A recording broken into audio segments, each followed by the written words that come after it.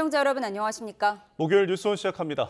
헌법재판소가 어제 한덕수 권한대행의 헌법재판관 후보자 지명의 효력을 정지한 뒤 정치권에서는 이른바 한덕수 차출론을 두고 해석이 분분합니다. 반명 빅텐트론에도 영향을 미칠 거란 전망인데 국민의힘은 영향이 없을 거라며 선을 그은 반면 민주당은 한대행을 향한 공세 수위를 높이고 있습니다. 국회 취재기자 연결합니다. 홍민기 기자. 네, 국회입니다. 네, 어제 헌재 결정 이후 한덕수 차출론을 둘러싼 양당의 시각은 어떻습니까? 네, 우선 국민의힘은 어제 헌법재판소 결정이 한덕수 대행의 출마 가능성에는 별 영향이 없을 거라며 선을 긋는 분위기입니다. 국민의힘 한 의원은 YTN과 통화에서 헌재 결정이 얼핏 보면 안 좋은 주제지만 한 대행을 향한 관심을 더 높이는 계기가 될 수 있다며 민주당이 한 대행을 공격할수록 한덕수 차출론은 더 커질 거라고 주장했습니다. 원내 관계자도 한 대행의 출마는 본인의 결심에 달린 문제라며 차출론에 별 영향은 없을 거라고 전망했는데요. 반면 국민의힘 대선 주자들 일각에서는 한 대행을 겨냥한 견제의 목소리도 적잖게 나오고 있습니다. 나경원 의원은 아침 라디오 인터뷰에서 헌재 결정에 유감이라면서도 한 대행이 관세 협상 문제 등 할 일에 집중하는 게 좋지 않겠느냐고 날을 세웠습니다. 홍준표 전 대구시장도 언론 인터뷰에서 몇몇 철딱선이 없는 의원들이 차출론을 띄우는 게 아니냐며 대통령 탄핵으로 치러지는 대선에서 총리가 출마한다는 건 반상식적이라고 말했습니다. 민주당에선 어제 헌재 결정으로 한덕수 차출론은 실행하기 어려워졌다는 지적이 많습니다. 원내 지도부의 한 의원은 YTN과 통화에서 한 대행이 헌재에 낸 의견서에서 지명이 아니라 후보자 발표라고 밝혔을 때부터 이미 스텝이 꼬인 거라고 분석했습니다. 다만 민주당 내에선 국민의힘이 경선 흥행을 위해 한덕수 차출설을 계속 키울 거라는 관측도 나오는데요. 국민의힘 내부에서도 한 대행 출마를 지지하는 세력들의 힘이 빠진 게 아닌 만큼 차출론을 계속 밀지 않겠느냐는 겁니다. 정성호 의원은 라디오 인터뷰에서 한 대행이 자신의 내란 관여 혐의 수사를 막기 위해 대선 출마로 빠져나가려 하지 않겠느냐고 관측하기도 했습니다. 이재명 예비후보 측 관계자도 한 대행 출마라는 정치공학적 계산으로 국민을 설득할 수 있겠느냐며 전략대로 정책 행보를 뚜벅뚜벅 이어나가겠다고 밝혔습니다. 네, 오늘 양당의 아침 회의에서도 헌재 결정과 관련한 발언이 나왔죠.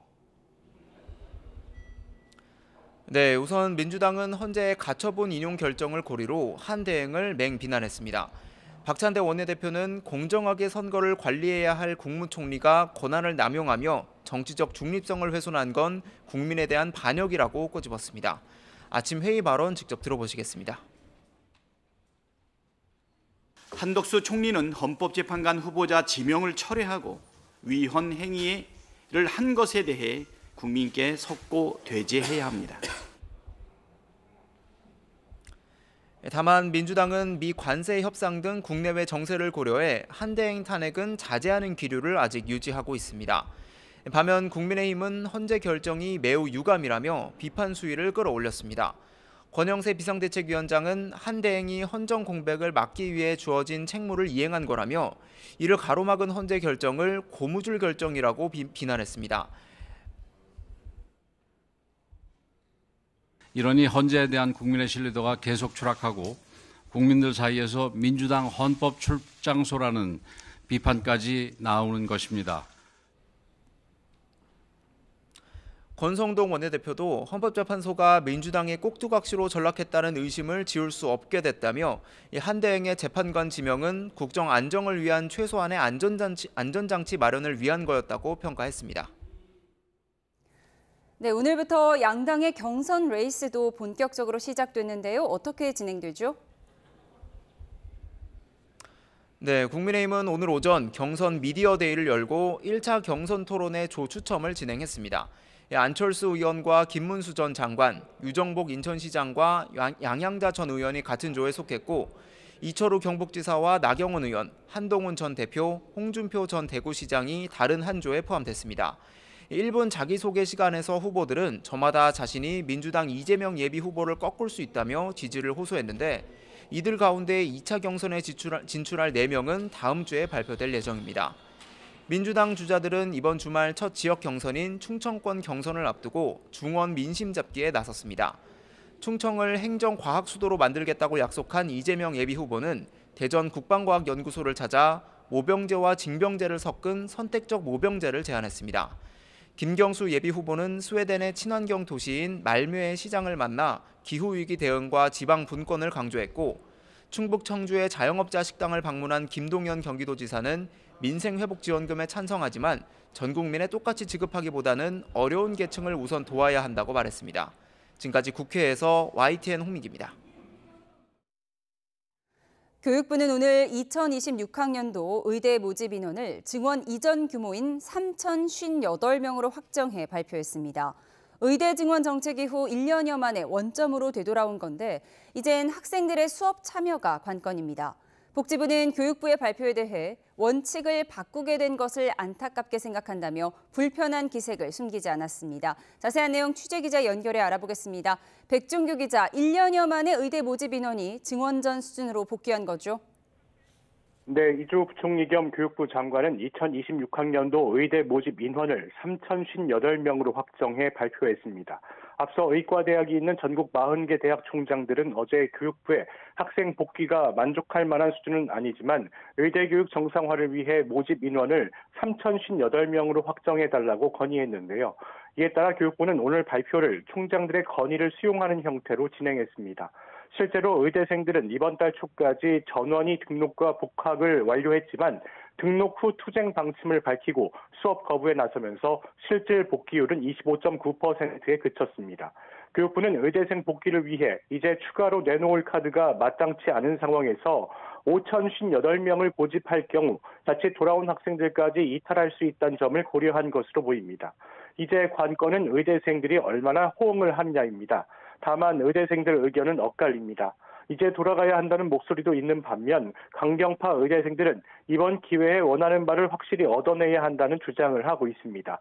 이에 교육부는 학생들 복귀가 더 늦어지면 2, 4, 2, 5학번 분리교육은 어렵고 여기에 내년에 2, 6학번까지 3개 학번이 동시에 1학년 수업을 받는 트리플링 현상이 발생한다면 돌아오고 싶어도 돌아올 수 없는 상황이 벌어질 수 있다며 이번이 학생들이 돌아올 마지막 기회라는 점을 거듭 강조했습니다. 네, 교육부가 내놓은 정책을 뒤집은 모습이 됐는데요. 이에 대한 반응은 어떻습니까?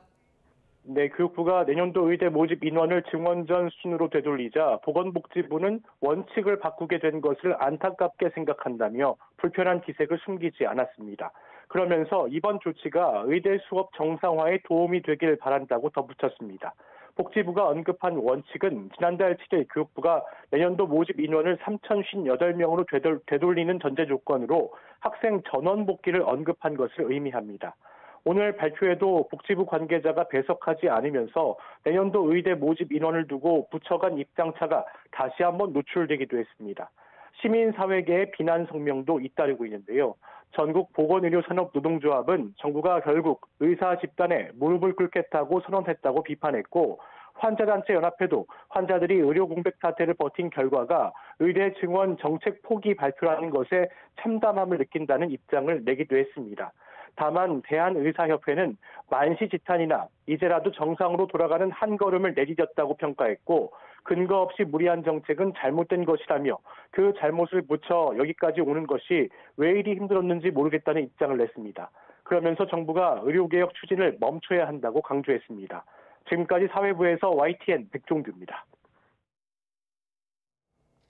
한국은행 금융통화위원회가 이번 달 기준금리를 동결한 뒤 추후 인하 시점은 미국 관세 정책과 정부의 추가 경정 예산 집행 등을 더 지켜본 뒤 결정하기로 했습니다.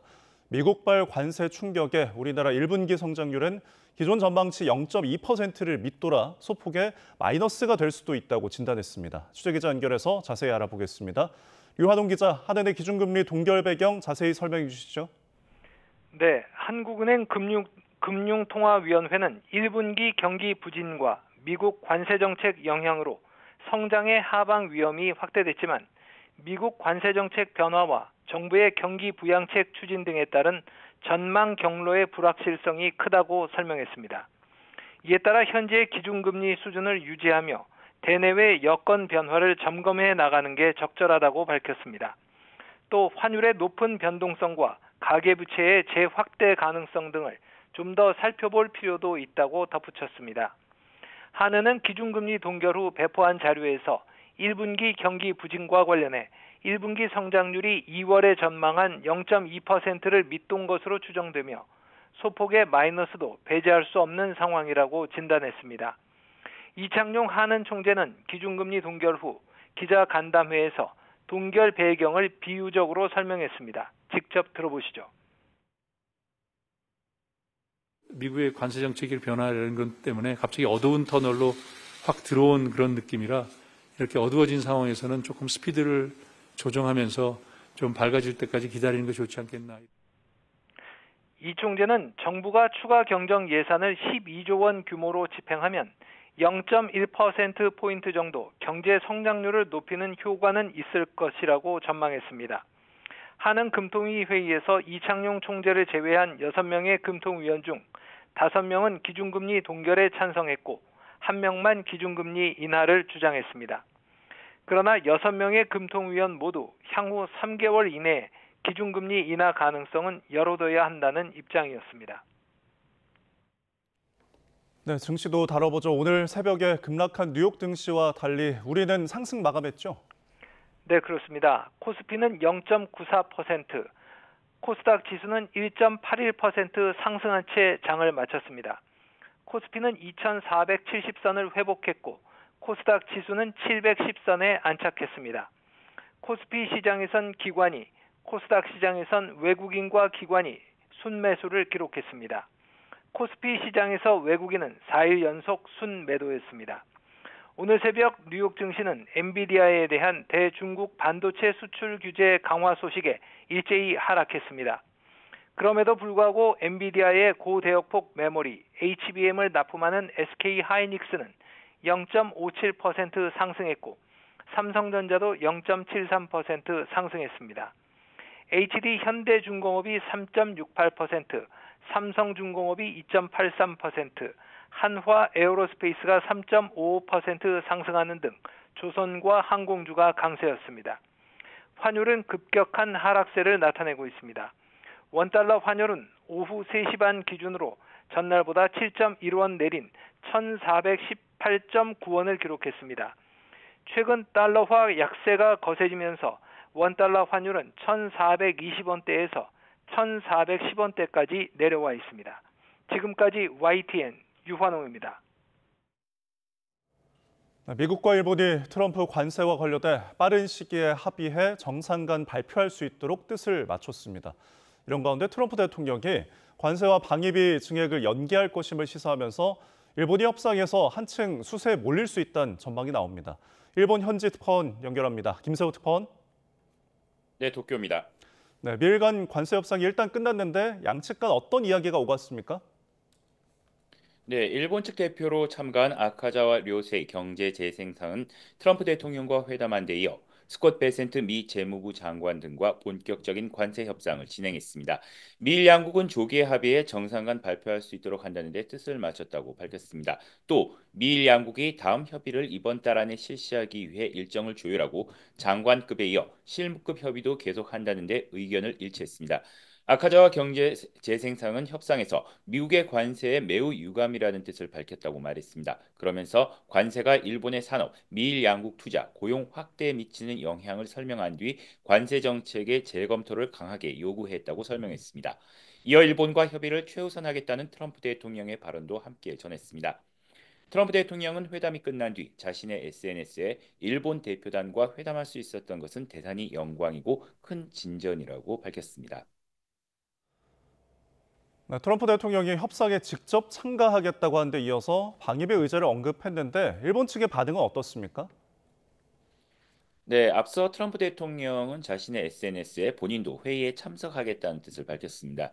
이에 어젯밤 이시바 총리는 관저로 관방장관 등 주요 관료들을 긴급히 소집한 데 이어 워싱턴에 도착한 아카자와 경제재생상과도 통화로 대응책을 긴급히 논의했습니다. 다만 트럼프 대통령이 아카자와 경제재생상과 회담을 한 이후 미일 간 관세 협상에 직접 참가하지는 않은 것으로 보입니다. 그럼에도 일본 내에서는 미일 장관급 협상 국면에 전면에 트럼프 대통령이 모습을 드러낸 데 대해 상당히 당황해야 하는 것으로 전해졌습니다. 특히 트럼프 대통령이 SNS에서 일본과의 군사 지원 비용을 언급했는데요. 이시바 일본 총리는 이번 협상에서 방위비 논의가 있었는지를 묻는 기자들의 질문에 구체적인 내용은 언급하지 않겠다라고 밝혔습니다. 사실상 논의가 있었음을 시사하는 대목인데 미국이 관세를 안보와 연계할 경우 일본이 협상에서 수세에 몰릴 수 있다는 전망까지 나옵니다. 이번 미일 간 관세 협상 과정과 결과는 우리나라로서도 추후 미국과의 협상에서 시사하는 바가 매우 클 것으로 예상됩니다. 지금까지 도쿄에서 YTN 김세호입니다. 작업자 2명이 매몰됐던 신안산선 광명 구간 붕괴 사고와 관련해 경찰이 전담 수사팀을 꾸리고 본격 수사에 착수했습니다. 현장에 취재 기자가 나가 있습니다. 유서연 기자. 네, 경기 광명시 일직동 신안산선 붕괴 현장입니다. 네, 여전히 현장이 좀 통제가 되어 있는 것 같습니다. 어떤 상황인가요? 네, 보시는 것처럼 붕괴 현장 주변은 며칠째 통제되고 있습니다. 기울어져 있는 구조물과 함께 여전히 크레인도 남아있는 모습 보이실 텐데요. 취재진이 가까이 다가가는 것도 안전상의 이유로 통제되고 있는 상황입니다. 이곳 붕괴 현장에서는 국토교통부 상황실, 광명시 종합상황실 등이 운영되고 있는데요. 사고 수습에 대한 논의를 이어가고 있다고 밝혔습니다. 다만 어제 저녁 8시 50분쯤 며칠에 걸친 구조작업 끝에 50대 실종자가 발견되면서 소방 대응 1단계는 해제된 상태입니다. 네, 경찰도 본격적인 수사에 돌입했다고요? 네, 그렇습니다. 경찰도 전담 수사팀을 꾸리고 본격적인 수사에 돌입했습니다. 경기 남부경찰청은 오늘 형사 기동대장을 팀장으로 하는 61명 규모의 전담팀을 꾸렸다고 밝혔습니다. 사망사고의 원인을 규명하는 데 최선을 다하겠다는 방침인데 현장 감식과 공사 관계자에 대한 조사 등을 이어나갈 전망입니다. 또 숨진 채 발견된 50대 작업자에 대한 부검도 진행할 예정입니다. 앞서 지난 11일 경기도 광명 신안산선 공사 현장에서 붕괴 사고가 나면서 작업자 2명이 매몰됐습니다. 실종됐던 50대 작업자는 닷새 만인 어제 지하 21m 지점에서 숨진 채 발견됐습니다. 13시간여 만에 구조됐던 작업자도 현재 병원에서 치료를 받고 있는 것으로 전해졌는데요. 이에 따라 경찰은 업무상 과실치사상 혐의가 적용되는지를 두고 시공사 등에 대한 수사를 이어갈 것으로 보입니다. 지금까지 신안산선 광명 구간 붕괴 현장에서 YTN 유서연입니다. 학교 교원과 사교육 업체가 문제를 사고 팔거나 유출했다는 사교육 카르텔 의혹을 수사해온 경찰이 최종 수사 결과를 발표했습니다. 현직 교원과 유명 강사, 사교육 업체 등 관련된 100명을 송치를 했는데 교사들이 팀을 꾸려서 조직적으로 문항을 거래한 정황도 드러났습니다. 자세한 소식 취재기자 연결해서 알아보겠습니다. 김영 기자, 관련 내용 전해주시죠. 네, 경찰청 국가수사본부가 이른바 사교육 카르텔 최종 수사 결과를 발표했습니다. 현직 교원과 유명 강사, 사교육업체 등 관련자 126명을 입건하고 이 가운데 100명에 대해 혐의가 인정된다고 보고 검찰에 송치했습니다. 현직 교사가 72명, 학원 강사 11명, 유명 학원법인 3곳과 학원 대표를 비롯한 직원 9명 등이 포함됐습니다. 이 과정에서 사교육업체와 관계자 주거지 등에 대한 압수수색도 7차례 진행했는데요. 수능 1타 강사로 유명한 조모 씨, 현모 씨 등도 연루된 것으로 확인됐습니다. 경찰은 교원 47명과 사교육업체 측 19명에 대해서는 수능 관련 문항을 만들어 거래해 청탁금지법을 위반한 혐의를 적용했습니다. 경찰은 교육부가 금지했는데도 교원들의 문항 판매 행위가 반복돼 검찰과 협의해 이 같은 혐의를 적용했다고 설명했습니다. 청탁금지법 위반 혐의로 송치된 교원들은 지난 2019년부터 4년 동안 수능 관련 문항을 만들어 업체 쪽에 팔아 모두 48억 6천만 원 상당을 챙긴 혐의를 받고 있습니다. 문항 한 개당 10만 원에서 50만 원을 받았는데 송치된 강사들은 문항 거래에 최대 5억 5천만 원을 쓴 것으로 조사됐습니다. 일부 교원은 팀까지 꾸려 문항을 거래한 것으로 드러났는데요. 수능 검토위원 경력이 있는 교원이 현직 교사 등을 모아 조직적으로 움직이면서 차명 계좌로 문항 판매 대금을 받은 것으로 조사됐습니다. 이와 별개로 과거 자신이 외부에 팔았던 문제를 학교 내신 시험에 낸 교원 5명도 업무 방해 등 혐의로 송치됐습니다. 앞서 지난 2월에는 교원 249명이 사교육업체에 문제를 주고 212억 원가량을 챙겼다는 감사원의 조사 결과가 발표되기도 했습니다. 수능 시험 문제 유출 의혹과 관련해서도 수사가 진행됐죠. 네, 앞서 2023학년도 수능 영어 23번 문항에 특정 학원 모의고사 교재에 쓰인 지문이 그대로 나오면서 금품이 오간 게 아니냐는 의혹이 불거졌는데요. 경찰 수사 결과 문항을 출제한 교수와 학원 강사, 평가원 사이 유착 관계는 없는 것으로 확인됐습니다. 다만 교수가 자신이 감수한 발간전 EBS 교재 지문을 활용해 문제를 냈고 교재에 같은 지문을 활용한 강사는 다른 교원에게서 해당 문항을 산 것으로 드러났습니다. 또 평가원이 기출 중복 검증을 제대로 못한 데다 공정성 관련 이의 심사를 무마하려 한 정황도 확인돼 경찰은 관련자들을 업무 방해나 청탁금지법 위반 등 혐의로 송치했습니다. 경찰은 앞으로도 교육질서 확립을 위해 이 같은 불법 행위에 엄정히 대응하고 교육부 등과도 계속 협의해 나가겠다고 밝혔습니다. 지금까지 사회부에서 YTN 김희영입니다.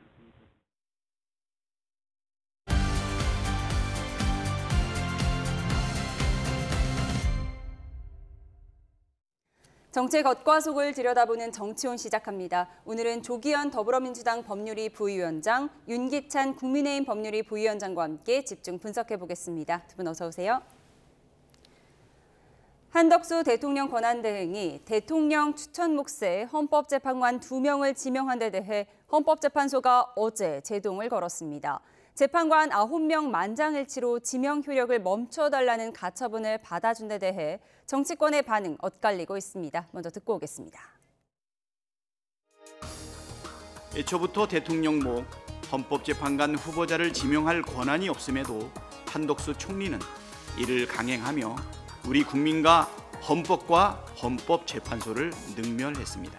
한덕수 총리는 헌법재판관 후보자 지명을 철회하고 위헌 행위를 한 것에 대해 국민께 속고되죄해야 합니다.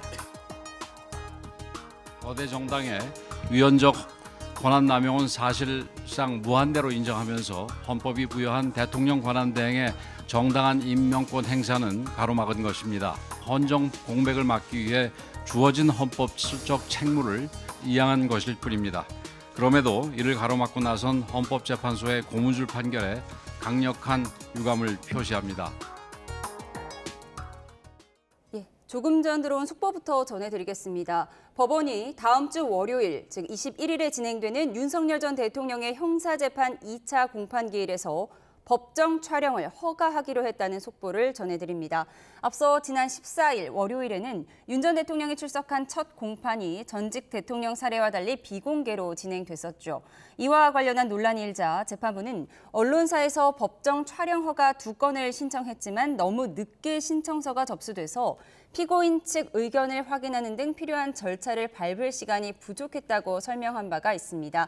그런데 다음 주 월요일에 진행되는 2차 공판기일에서는 윤석열 전 대통령에 대한 법정 촬영을 허가하기로 했다는 소식 조금 전에 들어와서 전해드립니다. 다시 한번 전해드리겠습니다.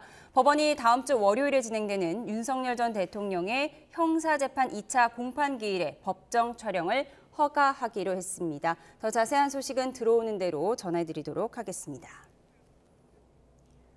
네, 앞서 정치권 반응을 듣고 오셨습니다.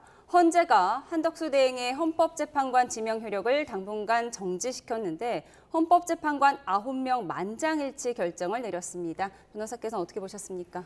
좀 예상을 하지 못했고요. 사실은 좀 아쉬운 부분이 있다. 이번 그러니까 60일 정도의 그 대행 기간이었잖아요. 물론 그 실질적으로 짧았지만 어쨌든 한 대선이 45일 남은 이 상황에서 40일 이후면 새로운 이제 대통령이 탄생을 하는데 이번 가처분은 사실은 가처분이지만 완결적 가처분이라고 해서 실제 본안에서 이긴 것처럼 그러니까 낸 그 변호사가 그런 효력이 있는 가처분이에요. 왜냐하면 본안 재판을 언제 할지 모르지만 뭐 다음 주에 만약 본안 선고를 한다 그러면 그렇지 않겠지만 그렇지 않다 그러면 곧 이제 선거가 있기 때문에 그 선거로 당선되는 대통령이 행사하겠죠. 그러니까 실제로다가는 완결성 가처분이라서 좀 아쉬운 부분이 있다. 왜냐하면 이게 이제 본안에서 어떻게 나올지 모르지만 첫 번째 문제는 뭐냐면 실제 이 권리하고 사고의 경우에는 이제 대행 체제가 들어선단 말이에요. 근데 대행이 만약에 헌법재판관을 임명하지 못한다 그러면 이 지금은 이제 거리가 되면 60일 내에 선거를 치르니까 그나마 60일 정도만 기다리면 되지만 사고의 경우는 1년, 2년을 기다릴 수도 있어요. 3년, 4년을 기다릴 수도 있습니다. 그렇다면 4년간의 헌법재판관을 임명하지 못한다. 이건 누가 보더라도 헌법 시스템에 구멍이 뚫리는 거잖아요. 그러니까 보편적 시스템을 생각할 때는 보편적 결정이라고 볼 수가 없는 거죠. 그러니까 특정 사안을 염두에 두고 거기에 맞는 결정을 했다라고 볼 수밖에 없고, 그래서 가처분을 인용하는 형식으로 했을 것 같다. 이 문제가 하나 있는 것이고, 두 번째는 지금 가처분에 대해서 재판관들이 낸 이유를 보면 태도가 왔다 갔다 하는 거죠. 이번에 뭐냐면 가처분을 만약에 이게 임명행위가 지속돼 가지고 나중에 위헌 결정을 받게 되면 그 임명행위로 인해서 재판받는 분들은 문제가 생기는 거잖아요.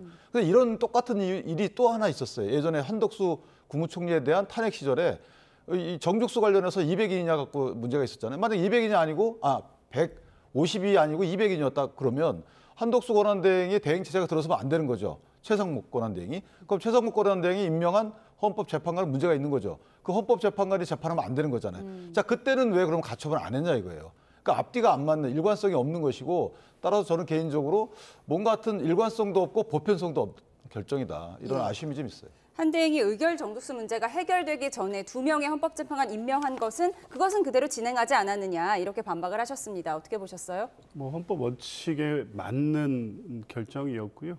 결정문 자체도 보면 통상적인 효력정지 가처분에 비해서 상세하게 법리를 정리해서 한 결정입니다. 하나하나의 결정문 내용이 매우 헌법에 부합하고 상식적으로 수용할 수 있는 내용이라고 보여지고요.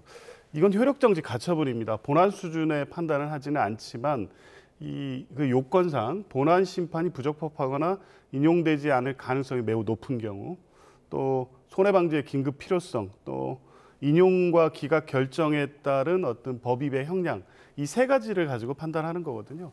근데 이 세 가지에 있어서 이번에 헌법재판소의 결정은 구인 재판관 전원의 일치된 의견으로 효력정지 가처분의 그 청구가 이유 있다고 본 겁니다. 먼저 본안 청구의 어떤 위법성이나 인용 가능성 부분 판단에 있어서 실제 지금 대다수의 헌법학자들이 말하는 것처럼 권한대행의 직무는 현상 유지로 제한돼야 된다는 것이고요. 그거를 사고와 권리로 나눠서 판단할 문제도 아니고, 나눈다고 하더라도 특히 권리는 60일 이내 대선을 치르게 돼 있기 때문에 그때 적극적으로 대통령과 동일한 권한을 행사한다고 해석하는 헌법학자는 많지 않습니다.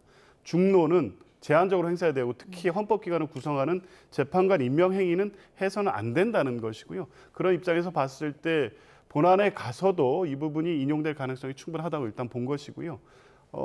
손해방지의 긴급 필요성, 지금 이 청구한 분은 김정환 변호사입니다. 본인이 비상계엄 내란과 관련해서 그로 인해서 헌법적 권한을 침해받았다고 헌법 소원을 제기해 놓은 당사자입니다.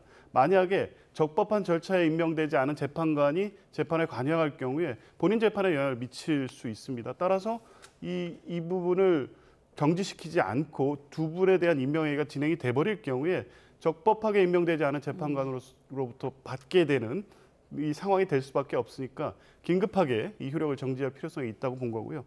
마지막으로 만약에 인용을 할 경우에는 2명의 재판관이 당분간 공석은 됩니다. 근데 새 정부 출범이 6월 3일 이후니까 그때 하면 되고요. 그때까지 재판에는 문제가 없다. 왜냐하면 지금 마은혁 재판관이 임명됨으로써 7인 재판관 체제가 됐고요. 심리와 결정에 아무런 문제가 없습니다. 그리고 만약에 지난번 그 방통위원장 그 가처분 사건에서 결정한 것처럼 2명, 임명되지 않은 2명 때문에 결정에 대한 것을 할 수 없을 경우에 나머지 2명이 임명되는 것을 기다려서 결정하면 된다. 이 판례를 다시 원용했습니다.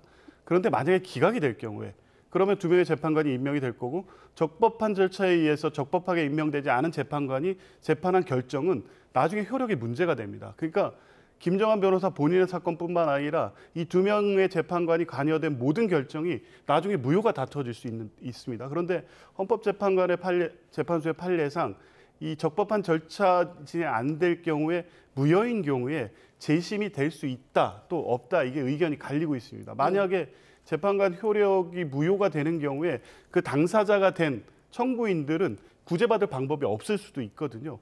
이런 것을 고려하면 인용함으로써 효력을 정지시키는 법익이 훨씬 크다. 이렇게 상세하게 효력정지 가처분의 요건을 다 설명하면서 합헌적 해석을 전원일치로 했다. 이렇게 봅니다. 근데 이제 이게 저는 이 김정환 변호사란 분은 사실은 헌법소원을 여러 개 제기하신 분이에요. 본인의 실제 어떤 그 사사로운 개인적인 거 갖고 헌법소원을 제기하는 것이 아니고 뭐 아까 말씀하신 내란으로 기본권 침해 받았다라는 거하고 그다음에 최상목 권한대행이 헌법재판소 재판관 임명하지 않은 거 그것도 헌법소원 제기했어요. 이런 식으로 사실 약간 실제 본인의 직접적인 이해관계에 의한 헌법소원 제기가 아니고 뭔가 판단을 받아보고자 하는 일반적인 법리 해석을 위한 헌법소원을 많이 제기했단 말이에요.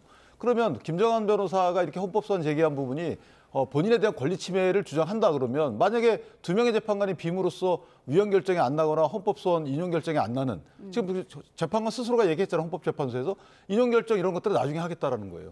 그러면 2달간 최소 한 달 15일 동안 안 함으로써 받는 국민적 피해는 어떻게 할 거냐 이거죠. 그러니까 대선 전에 본안이 나올 수는 없는 거예요? 저는 현실적으로? 그래서 결론적으로 지금 변호사님 말씀처럼 본안에서 승소 가능성이 높기 때문에 인용해줬다 그러면 본안 심리가 어느 정도 된 거거든요. 그럼 빨리 결정을 해줘야 돼요. 차라리 해서 헌법적 확실한 해석을 종지부를 찍어줘야지 가처분 뒤에 숨으면 안 되는 거죠. 가처분이라는 것은 사실 소명의 정도가 작아도 되고 임시처분이기 때문에 재판관들한테 책임이 그렇게 돌아가지 않아요.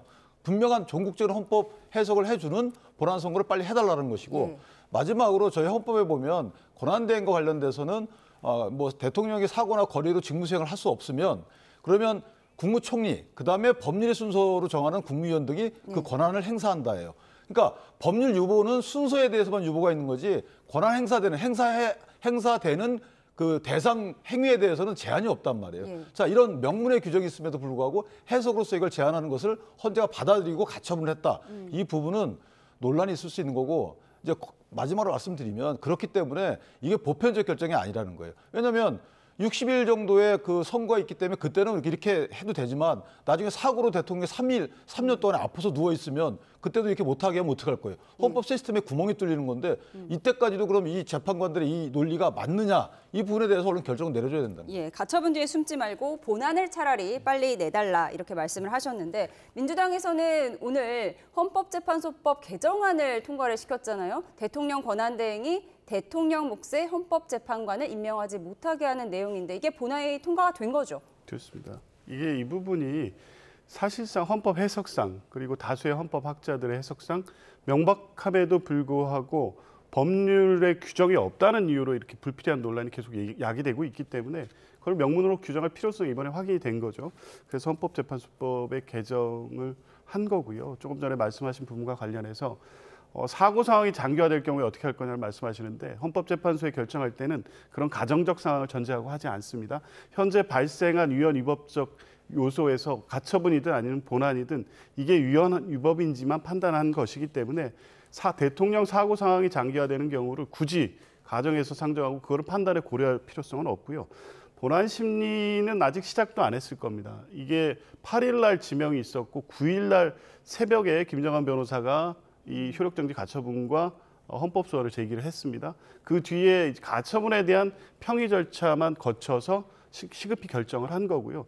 본안 심리에서는 따져볼 문제가 여러 가지가 있습니다. 그 중에 이제 본안 관련돼서 언급한 내용은 원래 효력정지 가처분의 요건 중에 본안 심판이 부적법하거나 이유 없음이 명백한지 여기까지만 봅니다. 이제 그런데 그 부분에 대한 판단에 있어서 이 대통령 권한대행이 재판관을 임명하는 행위 자체는 이 헌법과 법률에 의해서 재판관을 임명하는 부분에 대해서 위헌 위법 소지가 있다고 보는 정도까지만 판단한 거지 본안에 대한 상당한 심리가 이루어진 것은 아니기 때문에 앞으로 60일 내에 본안 심리도 마무리되지 않을 가능성이 높고요. 이제 그런 측면은 그냥 일정상 당연한 것이기 때문에 지금 본안 판단을 빨리 해라 이렇게 무리하게 요구할 수 있는 상황은 아닙니다. 근데 그렇게 되면 사실은 제가 아까 문제 제기했던 부분과 같이 이전에 그 권한쟁의 심판이나 그때도 헌법소원이 있었거든요. 그때 가처분에 대해서는 예를 들어서 그 가처분 보니까 본안에 인용 가능성이 없기 때문에 못하겠다.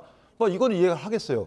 근데 그때는 만약에 본안 심리가 다 끝났다고 보면 그런 논리는 이해하겠는데 그럼 지금도 똑같이 본안 심리가 끝났어야 되는 거죠. 그래서 인용을 만약에 한다 하더라도 나중에 본안에서 인용되지 않을 가능성이 없기 때문에 부작용이 없다. 이런 건 이해를 하겠는데 그런 문제가 하나 있는 것이고 또 하나 이제 해석과 관련돼서 변호사님 주신 말씀처럼 일부 동의를 하는데 문제는 뭐냐면 헌법 설계라는 것은 구멍 없이 유기적으로 설계가 돼야 되잖아요. 그래서 만약에 조항이 다 완비가 안 돼 있으면 헌법 해석을 통해서 구멍 있는 해석을 하면 안 되는 거니까 이건 가정이란 표현이 아니고 실제 경우의 수를 다 따져봐야 되는 거죠. 그럼 보편성 있는 해석을 해야 되는데 이번에는 그런 보편성 있는 해석에서 구멍이 났다는 거기 때문에 저는 그 부분에 대해서 동의하기 어려운 거죠. 예, 어쨌든 한덕수 대행이 재판관 2명을 임명하는 절차는 잠시 보류가 된 상황인데 그럼 이제 관심은 한덕수 차출론에 어제 결정이 어떤 영향을 줄 것이냐 이 부분인데요. 어떻게 보십니까?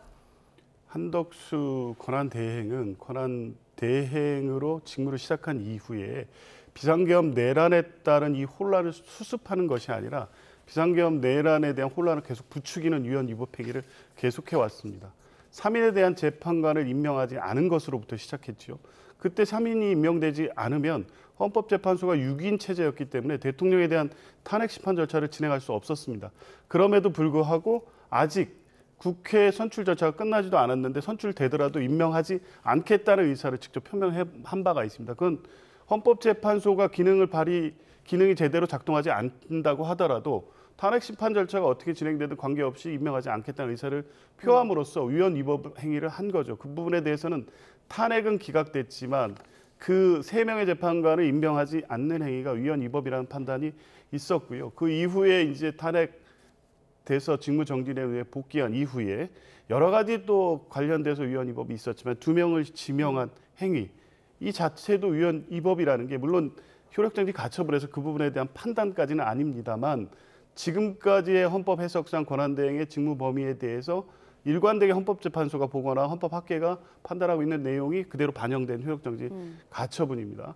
그런 부분을 고려하면 한덕수 권한대행이 총리 이전 그 총리로서의 직무에 대한 평가는 제외하더라도 권한대행으로서 위헌 위법 행위에 대해서 계속적으로 이런 판단을 받고 있기 때문에 지금 차출설, 출마설 이게 더 이상 명분도 없고 과연 이런 부분들이 확인되면 될수록 한덕수 권한대행이 대통령이 된다는 것 국민들이 상상할 수 있을까요? 그리고 거기에 지지를 보낼 수 있을까요? 저는 결정적으로 이번 효력정지 가처분이 위헌 위법 행위에 대한 종국적 판단은 아니지만 한덕수 차출론 내지 대망론에 찬물을 끼얹는 결과가 될 것 같습니다. 한덕수 차출론에 찬물을 끼얹는 결과였다라고 보셨습니다. 어떻게 보십니까?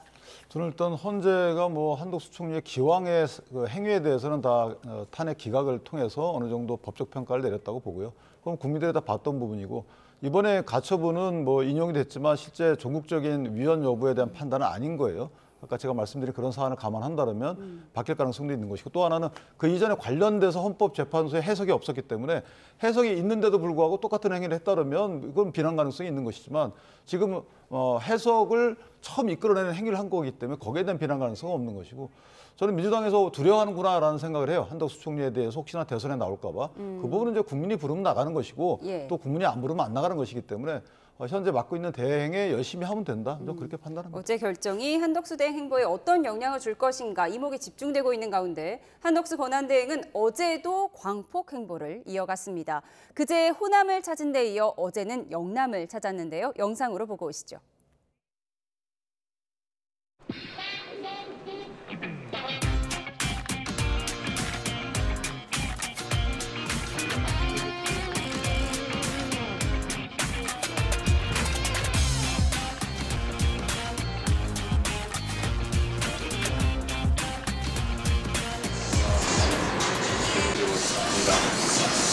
사실 오늘 여기에 들어와 보니까 그 어려운 그런 어린이들한테 그냥 단순히 돈가스를 하나 공급해 주는 것만이 아니라 따뜻한 그런 마음까지도 같이 주시는 것으로 저한테 확 느껴지네요.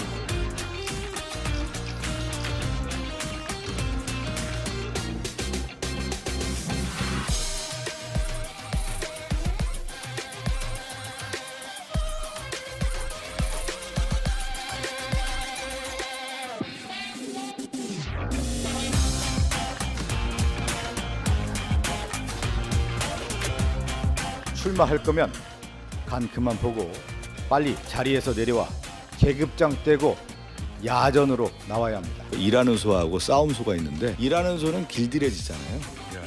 근데 이 공무원 생활을 했던 한덕수 총리는 일소죠. 그러니까 대선판이라고 하는 것은 투우회장이거든요.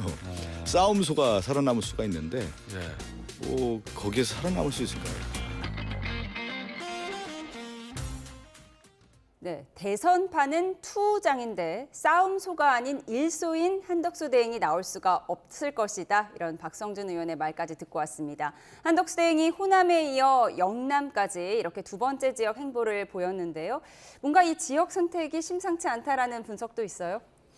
잘 기획된 행보로 보입니다. 대통령 권한대행의 행보로 해석될 수 없죠. 지금 도와 모든 언론이 한덕수 출마론에 관심을 갖고 있고요. 행보 하나하나에 대선 예비 행위로서의 의미를 다 부여하고 있는 것을 모르지 않습니까? 그런데 이제 일정을 보면 이 부산과 광주, 영남과 호남을 넘나드는 일정이었습니다. 거기에 다 컨셉이 부여되어 있습니다. 부산의 자동차는 이제 광주였죠. 부산의 조선소. 그러니까 통상 전쟁, 미국과 이번에 트럼프 대화 내용 중에 조선에 대한 언급이 있었다는 사실이 이미 알려져 있고요. 이제 통상 전쟁에서 이길 수 있는 적임자 이런 이미지의 하나를 가는 거죠. 호남으로 넘어와서는 이제 자동차 역시 이 통상 관세 관련해서 매우 중요한 이슈이기 때문에 부각될 만한 내용이긴 한데 또 호남이라는 상징성이 있습니다. 본인이 호남 출신이고 그렇기 때문에 보수 후보 중에 유일할 겁니다. 아마 호남 출신인 한덕수가 나오는 것이 아마 본선 경쟁력이 있다 이런 부분을 보여주기 위한 기획된 행보였죠. 여기서 끝났으면 모르겠는데 더 나가지 않습니까? 민생 행보를 합니다. 시장에 가고 천원 식당에 가서 이 손편지인가요? 손편지도 남기고 식자재도 구매해주고요. 그러니까 손편지 남길 수는 있습니다. 그런데 그걸 공개되지 않습니까? 의도된 공개죠. 그러니까 친서민 이미지, 전형적인 대선 행보죠. 근데 지금 국민들이 한덕수 권한대행의 이런 행위를 보수에서의 어떤 새로운 미래를 보기에 긍정적으로 보고 있을까요? 말로는 매일 통상 전쟁이라고 하는데 조금 전에 뉴스에도 있었습니다만 지금 미국, 일본 이 관세 협상에 나섰습니다. 그 다음은 우리나라가 될 가능성이 매우 높고요. 일본의 이 관세 협상과 관련된 내용이 우리에게 어떻게 영향을 미칠지에 대해서 하나하나 분석하고 대응해야 됩니다. 특히 우리나라 같은 경우에 방위비 관련 협상을 연계한 원스톱 쇼핑이라고 트럼프가 얘기했습니다. 하루하루의 준비 상황에 따라서 만약 통상 협상이 진행이 된다고 하면 상당한 위기가 될 가능성이 높습니다. 트럼프와의 통화 내용 중에 한덕수 대행의 출마 여부로 화제가 됐지만 실제 내용은 트럼프가 우리나라에 내민 청구서가 대부분입니다. 알래스카 가스전 있죠. LNG 미국산 수입 문제 있고요. 방위비 협상도 언급됐습니다. 관세 협상 당연히 있고요. 90일 유예가 됐지만 지금 트럼프는 모든 세계를 향해서 자국의 이익을 관철시키겠다는 이 의지만을 가지고 협상하고 있지 선의를 가지고 상대국, 동맹국을 대하지 않고 있습니다. 그 상황에서 지금 이틀 동안의 행보가 통상 전쟁에 대응하는 권한 대행의 모습으로 비춰질까요? 매우 한가해 보이고요. 그래서 민주당에서는 이런 방식의 이런 인식을 가지고 지금 상황을 대처하고 있다면 관세 협상, 통상 협상에 한덕수 대행이 나서지 말라고 얘기할 수밖에 없는 겁니다. 대선에 관심이 가 있지 지금 국가의 명운이 걸린 이 관세 협상이라든가 통상 관련돼서는 관심이 없어 보이는 겁니다. 그래서 하지 말라고 얘기할 수밖에 없는 상황입니다. 그러니까 천원 백반집이나 결시가족 위한 돈가스집 가는 게 조금 한가해 보인다. 통상 협상에 집중하라 이렇게 지적을 하셨는데요. 어떻게 보세요? 뭐 간 김에 들른 것 같아요. 저는 그러니까 지금 한덕수 권한대행의 경우는 트럼프 대통령과 통화를 통해서 어느 정도 트럼프 대통령이 뭘 원하는지 미국이 진정에 원하는 것을 찾기 위해서 노력을 하고 있는 중으로 알고 있어요. 그리고 통상 교섭본부장 같은 게 이제 미국을 가 있는 상황인 것 같고요. 최상목 부총리도 이제 갈 생각이잖아요. 그러니까 그거는 이제 다 회의를 통해서 결정해 나가는 것이고 저 현장은 이전에 또 민주당은 현장을 꼭 방문하라고 서면으로 하지 말고 이런 식으로 얘기를 했잖아요. 그러니까 현장에 가서 조선소 같은 경우에는 미국과 협업 대상이기 때문에 가서 보고 여러 가지 의견을 청취해야 될 거 아니겠습니까? 자동차 같은 경우에는 이미 관세가 부과됐죠. 품목별 관세가 부과돼서 다만 이제 변속기 등의 필수 품목, 부품 같은 경우에는 5월 3일까지 유예가 됐단 말이에요. 그러니까 관련된 현상을 파악하러 당연히 가야 되는 거죠. 간 김에 들른 것 같고 너무 정치적 공방을 하는 거 문제가 있는 거고 또 하나는 만약에 민주당이 저런 행보 자체가 정치 행위다라고 본다면 그럼 중임제를 주장하면 안 돼요. 대통령 중임제 같은 경우에는 대통령을 하면서 다음에 다 뽑히려고 더 열심히 하겠다. 국민을 위해서 봉사하겠다라는 것을 티내면서 열심히 하는 거잖아요. 그럼 대통령 중임제를 얘기하면서 권한대행으로 대통령 권한을 행사하고 있는데 저 부분을 전부 다 정치적 행보라고 평가한다면 그럼 하지 말라는 건가요? 그다음에 관세에 관련돼서요. 지금 90일 유예가 돼 있지만 만약에 한덕수 권한대행이 만약 일을 안 하게 되면 마지막 30일 동안에 다음 정부가 출범해서 뭘 하겠다는 거예요. 그러니까 저 부분은 앞뒤가 안 맞는 것이고 국익은 눈앞에 없는 거예요. 저분들은 오로지 대선을 이기려는 욕심만 있는 거라서 저는 개인적으로 오히려 박수 쳐줘야 되는 것이다. 한덕수 열심히 해라. 열심히 해가지고 기틀을 잡아놓고 내가 대통령이 되면 30일 동안에 성과를 낼게. 이렇게 하시는 게 맞는 것이지 일하지 못하도록 하지 말라 비난하고 저러는 것은 왜 그럴까요, 저는? 예, 일하지 못하도록 비판하는 것은 가당치 않다라고 비판을 하셨는데 그렇지 않아도 김민석 최고위원이 광화문에서 1인 시위를 한다고 합니다. 출마용 관세 협상은 하지 말아라 이런 의미라고 하던데요. 그 부분은 어떻게 해석하세요? 그러니까 민주당이 보기에는 그렇게 보이는 겁니다. 이게 정말 이 관세 협상과 관련해서 현장을 둘러보고 그것을 통해서 미국과의 협상에서 우리의 필요한 부분을 확인하는 어떤 일정으로 보여지지 않는 거죠. 협상에 집중하라고 하셨으니까 그렇죠. 이 부분을 어떻게 해석해야 할까요? 그러니까 이제 협상에 집중한다는 얘기는 저런 방식으로 할 거면 열심히 하지 말라고 얘기하고 싶은 거예요. 지금 누가 봐도 대선 행보 일정 속에 조선사라든가 자동차를 끼워 넣어서 그것을 실제 협상과 관련된 내용의 현장 상황을 확인하기 위한 것이 아니라 통상 전쟁의 적임자라는 이미지를 얻기 위해 간 행보로 보여지기 때문에 실제 지금 아까 말씀드린 것처럼 일본과의 협상이 본격화됐습니다. 우리나라에 대해서 어떤 카드를 내밀고 있는지 이런 부분에 대해서 이 각 정당과 협의하고 국회 여야정 협의체를 통해서 이 시급한 이 여야와 관계없이 그러니까 당과 관계없이 집중해야 될 문제를 정부가 먼저 들고 와서 국회와 협의하고 이런 일을 해야죠. 지금 대통령 그러니까 아까 중임제를 얘기했지만 중임을 앞둔 무슨 대통령처럼 그리고 성공한 정부의 총리처럼 저렇게 행보할 때냐고요. 그러니까 저 간 것이 진짜 현장 상황을 확인해서 간 게 아니라고 볼 수밖에 없고 그렇다고 하면 저런 일정을 가져가면서 열심히 일하는 척 하지 말고 차라리 열심히 일하지 말라. 할 일만 하고 대선까지 대선 관리, 국정의 안정적 이양을 그 임무만 집중해서 하지 뭐 재판관을 지명하는 행위부터 시작해서 지금의 이런 일정을 가져가는 것이 권한대행이 지금 시급히 해야 될 일인가 하는 생각이 들 수밖에 없는 거예요. 일하는 척하지 말라고 하셨는데요. 이게 하나 있어요. 한덕수 권한대행의 경우에는 김대중 정부하고 노무현 정부하고 이명박 정부 걸쳐서 통상 업무를 다 임무를 부여했어요. 여야 그때 그 당시에 이제 뭐 진보 보수 상관없이 그리고 이명박 정부 때는 대미 외교도 맡기고 대사를 임명을 통해서 그러니까 이미 어느 정도의 그 부분에 있어서는 나름대로 상당히 노하우가 있다라고 세 개 정부가 다 인정을 한 거거든요. 이게 4개 정부까지 되겠죠. 그거를 일을 하지 말라라고 하는 것은 국익에 해가 되지 않나요? 이런 생각이 하나 들고 물론 변호사님 말씀처럼 앞으로 돈가스집 가지 않고 하는 게 저도 좋을 것 같아요. 이런 개나 오해를 살 필요가 없으니까. 다만 관세 협상을 하지 말아라고 하는 것은 지금 90일 유예 기간인데 이제 얼마 안 남았거든요. 그러니까 열심히 해가지고 30일 동안에 우리가 소정의 성과를 거둘 수 있는 바탕을 마련해달라 이렇게 촉구하는 것이 낫지 않겠는가 싶습니다. 네, 이 모든 것을 국민들이 어떻게 보고 있을까 오늘 나온 NBS 여론조사를 좀 짚어보도록 하겠습니다. 이번 대선에서 이재명 민주당 후보와 국민의힘 후보 그리고 개혁신당 이준석 후보가 붙는다는 것을 상정한 가상 3자 대결이 눈에 띄는데요. 국민의힘 후보가 김문수 후보라면 이재명 45, 김문수 22, 이준석 9%로 나왔고요. 만약 홍준표 후보가 출마한다면 이재명 45, 홍준표 24, 이준석 7%로 나왔습니다. 한동훈 후보가 나올 경우 이재명 45, 한동훈 17, 이준석 8%로 집계됐습니다. 대선 출마설이 제기되는 한덕수 대통령 권한대행 국무총리의 경우에는 대선 주자 관련 설문 보기에는 포함되지 않았는데요. 다만 한 권한대행의 대선 출마가 바람직하지 않다는 답변이 66%, 바람직하다는 답변은 24%로 집계됐습니다. 네, 우선 대통령 권한대행의 대선 출마에 관한 의견을 물었습니다. 이 부분부터 한번 짚어주시죠. 그러니까 저 지표가 정확하다고 봅니다.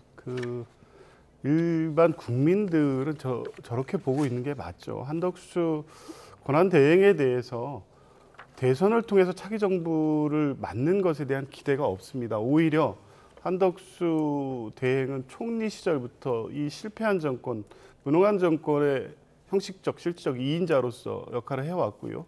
윤석열 대통령의 독주와 독선을 막지 못했습니다. 비상계엄 때 반대를 했다고 하지만 그 중체대한 국면에서 직을 걸고라도 막는 행위를 보이지 않았고 단지 반대했다는 이유 정도를 주장하면서 면책받은 것처럼 얘기하고 있는 정도죠. 그 이후에 보인 행보도 보면 비상계엄 내란 이후에 이 혼란한 정부를 수습하고 국민들에게 안정감을 감을 주는 행위를 하지 않았습니다. 그 결과가 저 여론 지표입니다.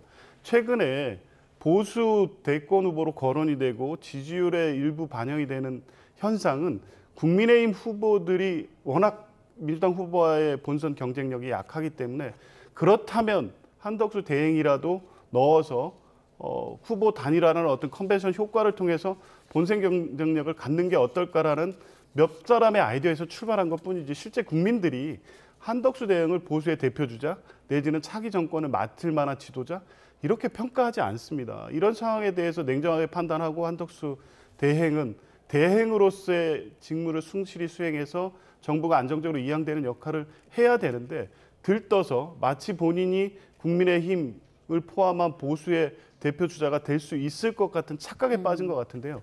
절대 아니라는 말씀을 드리고 싶습니다. 네, 앞서 민주당 박성준 의원은 한대행이 싸움하는 싸움소가 아닌 일하는 일소이기 때문에 투호장인 대선판에 나오지 못할 것이다라고 해석을 했습니다. 어떻게 보세요? 박성준 의원의 인식을 이제 알겠어요. 국회라는 공직자 국회 이런 데는 싸우는 곳인가 보죠. 일하는 곳입니다. 국회라는 곳이 일하는 사람 일하라고 월급 주고 모아놨는데 뽑아놨는데 일 안 하고 싸움만 하는 곳이다.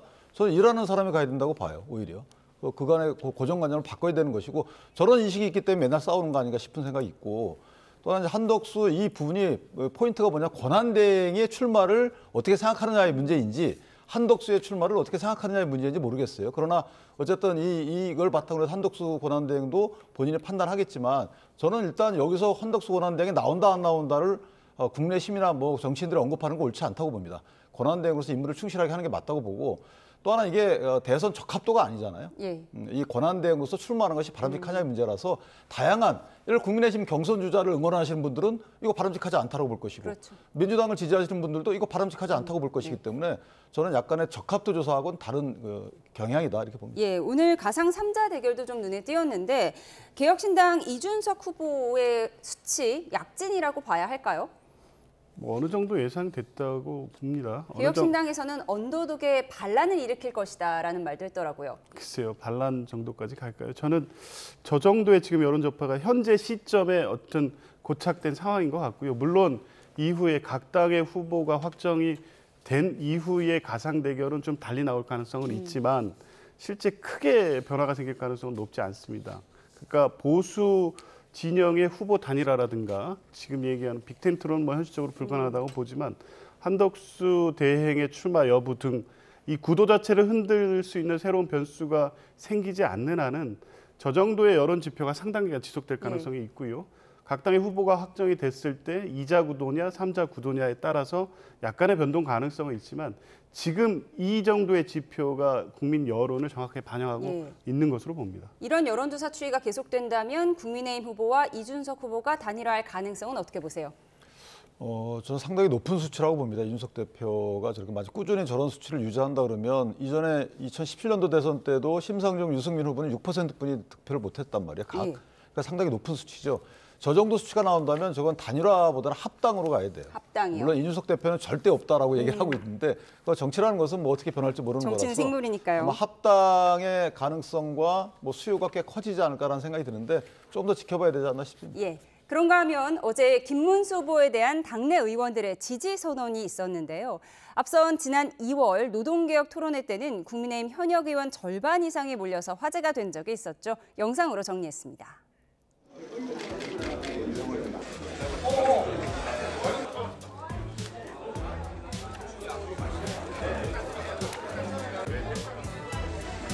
토론 주제가 중요해서 오신 거 맞으시죠? 저 1등이신 분이 오셔서 그런 것 같습니다.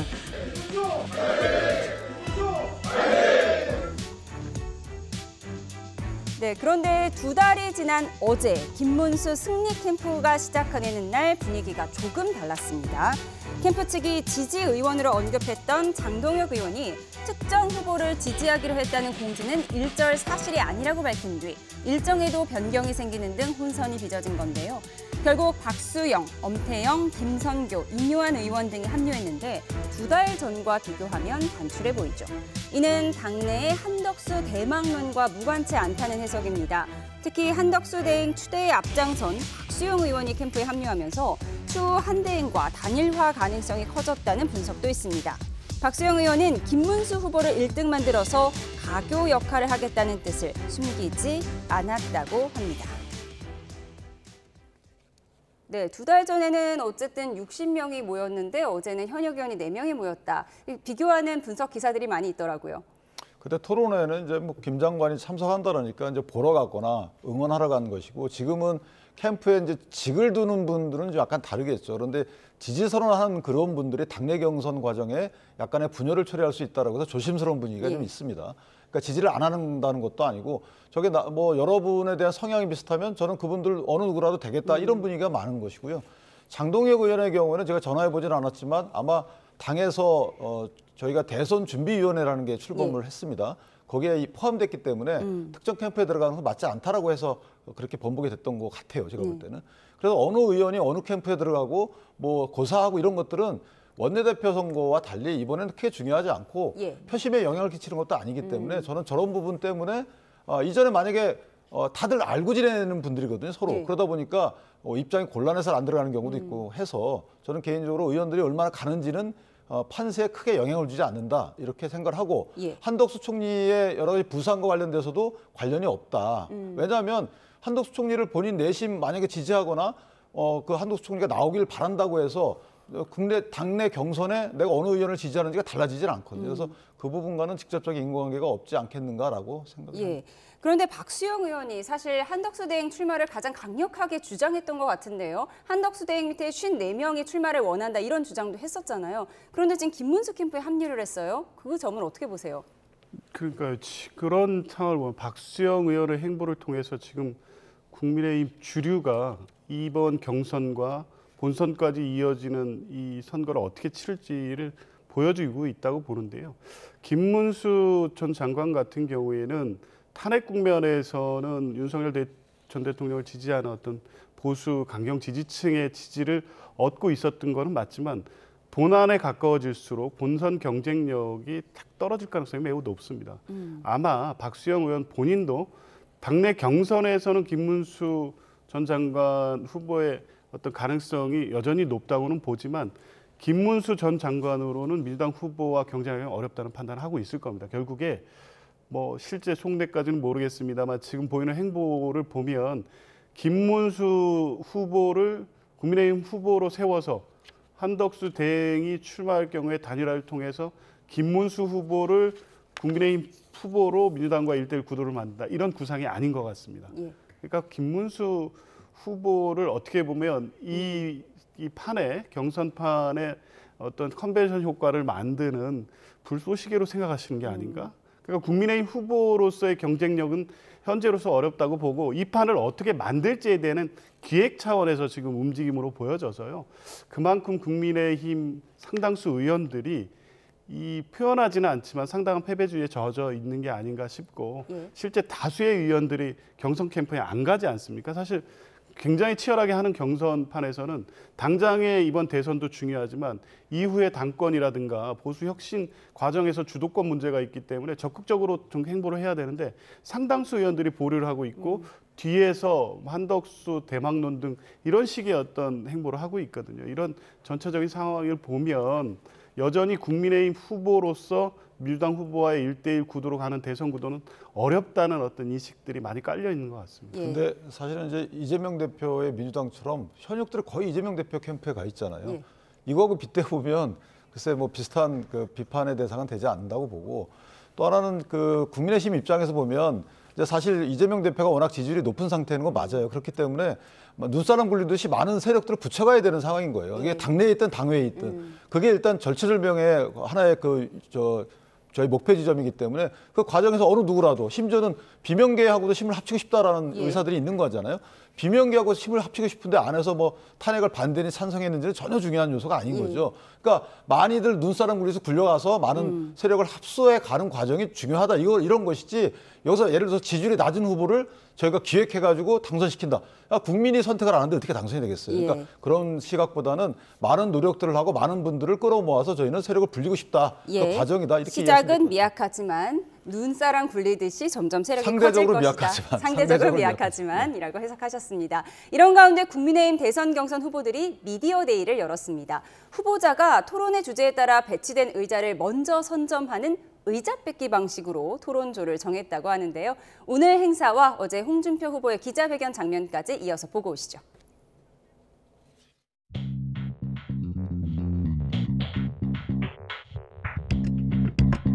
대망의 조결정 지금 시작하겠습니다. A조와 B조는 무엇으로 구분하느냐? 바로 보시는 것처럼 토론의 주제입니다. 평온하게 웃고 계시지만 굉장히 머리가 복잡하실 것 같은데요.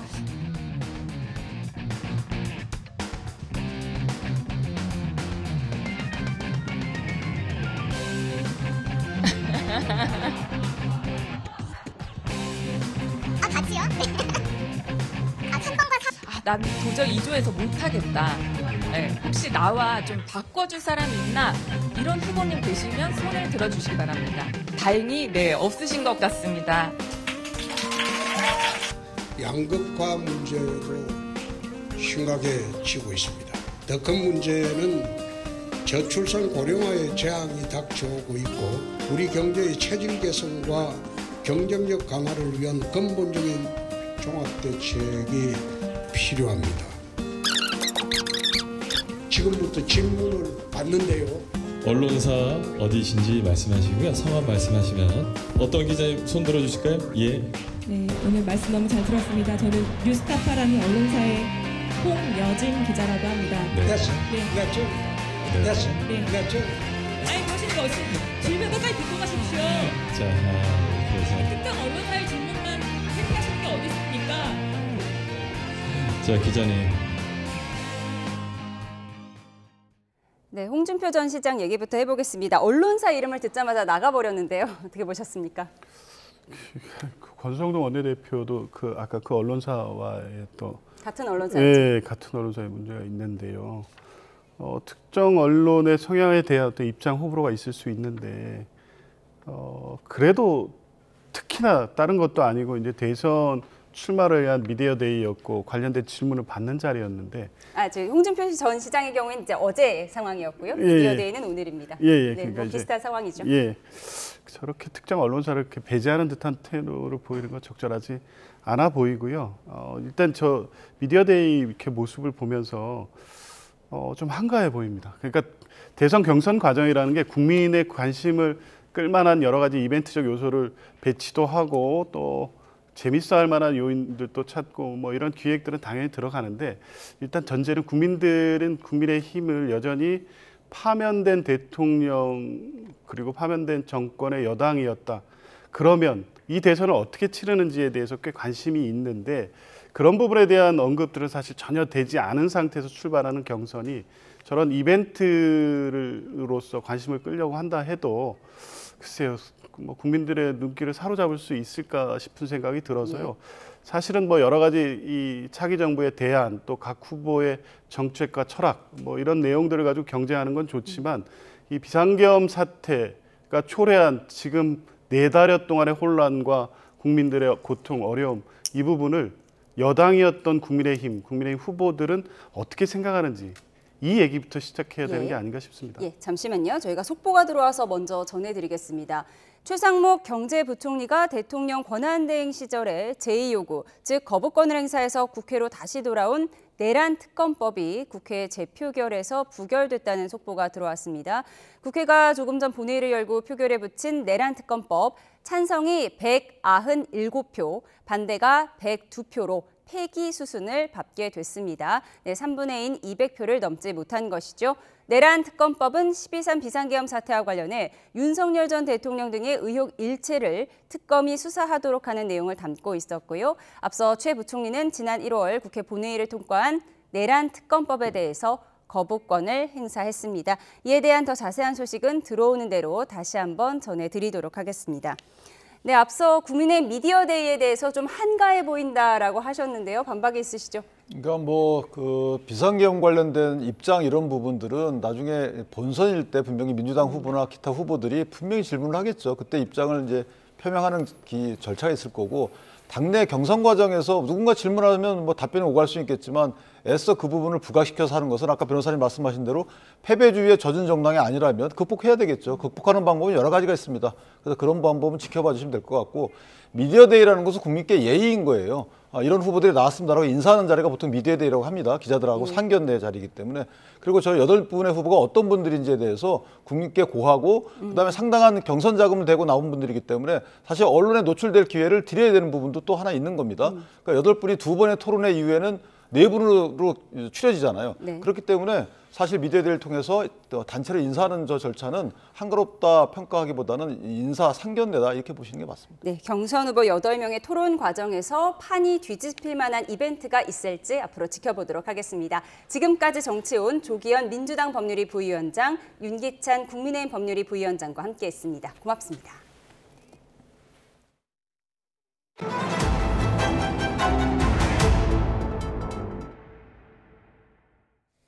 네, 오늘 좀 덥다는 생각도 들죠. 어제보다 기온이 더 오르면서 삼척과 울진은 30도에 육박하는 등 대부분 지역이 올봄 최고 기온을 기록했습니다. 이번 주말에도 전국에 비가 내리겠지만 지난주처럼 요란하지는 않을 전망입니다. 취재기자 연결해 알아보겠습니다. 김민경 기자, 오늘은 확실히 더운 게 느껴지는데요. 기온이 30도에 가까이 오른 곳도 있다고요. 네, 오늘 한낮에 강원 삼척 신기면은 29.7도, 울진은 29.6도까지 올랐습니다. 그 밖에 청주 28.5도, 대전 28.3도, 서울도 24.7도로 올봄 최고 기온을 기록하는 등 전국 대부분 지역에서 초여름 더위가 나타났는데요. 체감 영하권이었던 일요일과 비교하면 나흘 만에 계절이 겨울에서 여름으로 훌쩍 뛰어넘은 겁니다. 이렇게 갑작스럽게 기온이 크게 오른 건 추위를 불러왔던 상층의 찬 공기가 물러나고 지금은 한반도 남쪽에 위치한 고기압이 따뜻한 남서풍을 불어넣고 있기 때문인데요. 당분간은 평년 기온을 2에서 6도가량 웃도는 따뜻한 날씨가 이어질 걸로 보입니다. 다만 여전히 일교차는 15도 안팎으로 무척 크겠으니 감기 등 건강관리에는 주의가 필요합니다. 따뜻한 날씨와 함께 불청객 황사도 찾아올 걸로 보입니다. 그제 고비 사막에서 발원한 황사가 북서쪽에서 불어오는 바람을 따라 우리나라로 다가오고 있는데요. 황사는 주로 대기 상층을 지나겠지만 일부는 지상에 떨어져 오늘과 내일 일부 지역에서는 미세먼지 농도가 나쁨 수준까지 오를 가능성이 있습니다. 네, 주말에 또 전국에 비 예보가 있던데요. 지난주처럼 요란할까요? 네, 이번 주말 전국에 비가 내리긴 하겠지만 지난 주말처럼 요란하지는 않을 걸로 예상됩니다. 지난주에는 상층에 강한 찬 공기를 동반한 저기압이 내려오면서 강한 바람과 함께 요란한 비가 내렸는데요. 이번 주말은 북쪽의 찬 공기와 남쪽의 따뜻한 공기 사이에서 성질이 다른 공기가 충돌하면서 대기가 불안정해져 비가 내리는 거라 지난주처럼 심하지는 않겠습니다. 비는 토요일인 모레 오전에 경기 북부와 강원 영서 북부부터 내리기 시작해 오후부터 밤 사이에 전국으로 확대되겠는데요. 강수량도 중부는 5에서 20mm, 남부에는 5mm로 많지 않겠습니다. 다만 토요일 저녁부터 밤 사이에 중부지방에는 비가 다소 집중될 걸로 보이는데요.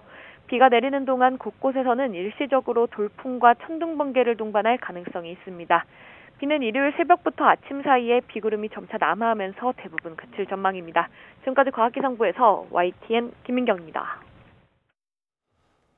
네, 방금 들어온 소식 전해드리겠습니다. 최상목 경제부총리가 대통령 권한대행 시절에 제2 요구를 행사한 거부권을 행사해 국회로 돌아온 명태균 특검법이 국회 재표결에서 부결됐다는 소식입니다. 국회가 본회의를 열고 표결에 붙인 명태균 특검법 찬성 197표, 반대 98표, 무효 4표를 얻어서 폐기 수순을 밟게 됐습니다. 명태균 특검법은 윤석열 전 대통령과 김건희 여사의 지난 2022년 대선과 지방선거 여론 조작과 공천 개입 등의 의혹 일체를 특검이 수사토록 하는 내용을 담고 있는데요. 앞서 최 부총리는 지난 2월 국회 본회의를 통과한 내란 특검법에 대한 거부권을 행사했습니다. 이 재표결 법안은 재적의원 과반수 출석 의원 3분의 2 이상, 그러니까 200명의 찬성을 얻어야 가결이 됩니다. 자세한 재표결 내용 들어오는 대로 전해드리도록 하겠습니다. 다음 소식입니다. 문재인 전 대통령의 딸 다혜 씨가 음주운전과 불법 숙박업 혐의 1심 재판에서 벌금 1,500만 원을 선고받았습니다. 재판부는 죄질이 가볍지 않지만 문 씨가 깊이 뉘우친 점 등을 참작했다고 밝혔습니다. 표정우 기자의 보도입니다. 음주운전과 불법 숙박업 혐의로 재판에 넘겨진 문재인 전 대통령의 딸 다혜 씨에게 1심에서 벌금 1,500만 원이 선고됐습니다. 재판부는 문 씨가 음주운전을 하고 세 곳에서 신고하지 않고 숙박업을 해 죄질이 가볍지 않다고 말했습니다.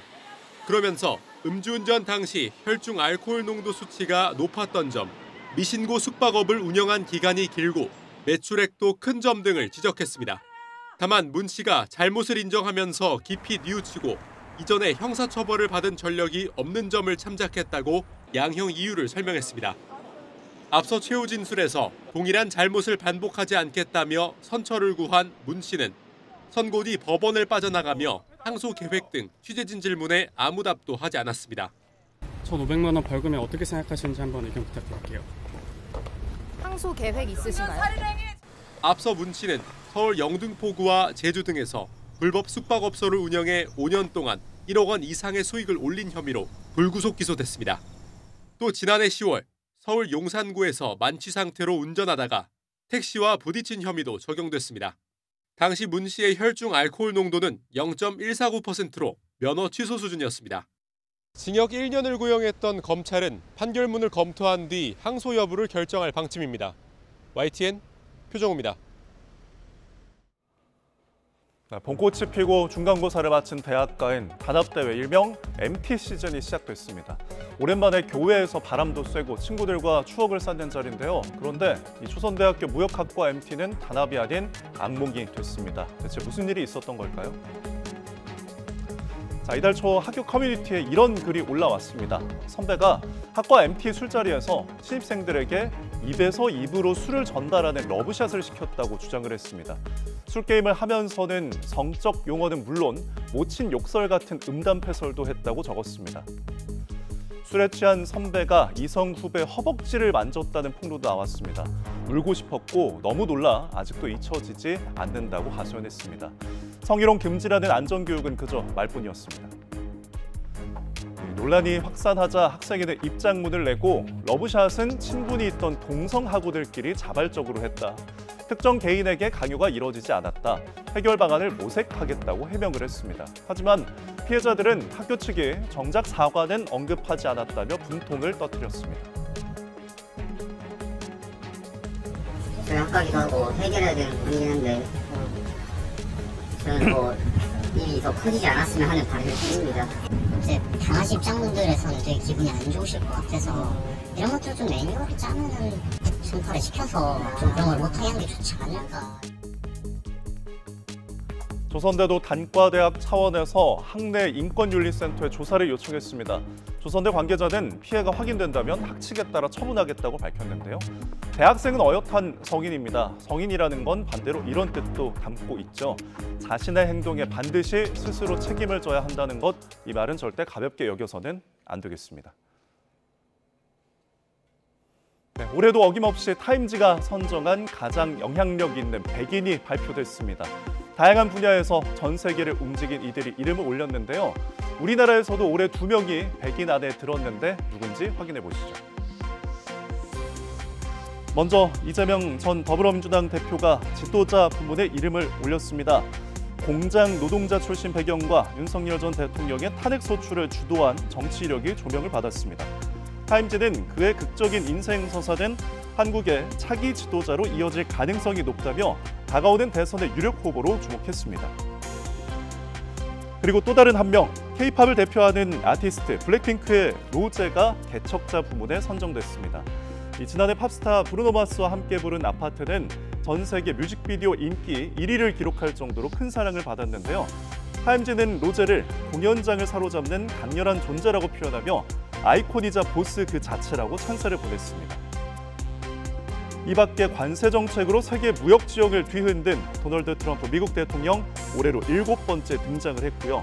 한국계 배우 데니얼 김은 아티스트 부문에 선정되며 다양성의 중요성을 알린 상징적 배우라는 평가를 받았습니다.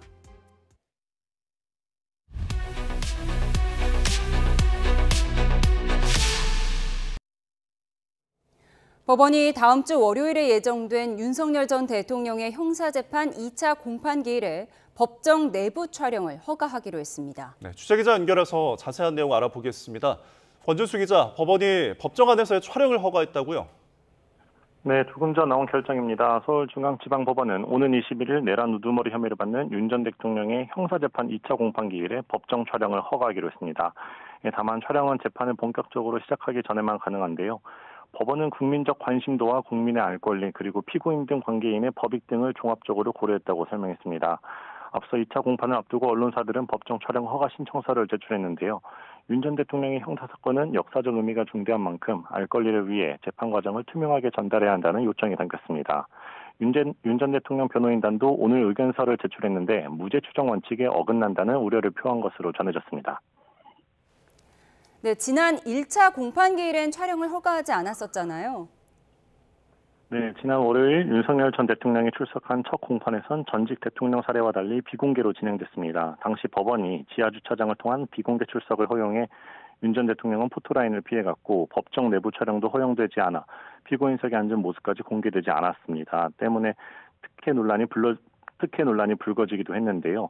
재판부는 언론사에서 촬영 허가 2건을 신청했지만 너무 늦게 신청서가 접수됐다며 피고인 측 의견을 확인하는 등 필요한 절차를 밟을 시간이 부족했다고 설명했습니다. 그러면서 다시 촬영 신청이 접수되면 재검토하겠다고 밝힌 바 있는데 이번에 법원이 허가를 내주면서 2차 공판에서는 윤 전 대통령이 피고인석에 앉은 모습이 공개될 예정입니다. 법원은 윤 전 대통령의 출석과 관련해서도 지하주차장으로 들어가는 걸 계속 허용할지 다시 논의 중인데요. 이는 내일 공지될 계획입니다. 지금까지 사회부에서 전해드렸습니다.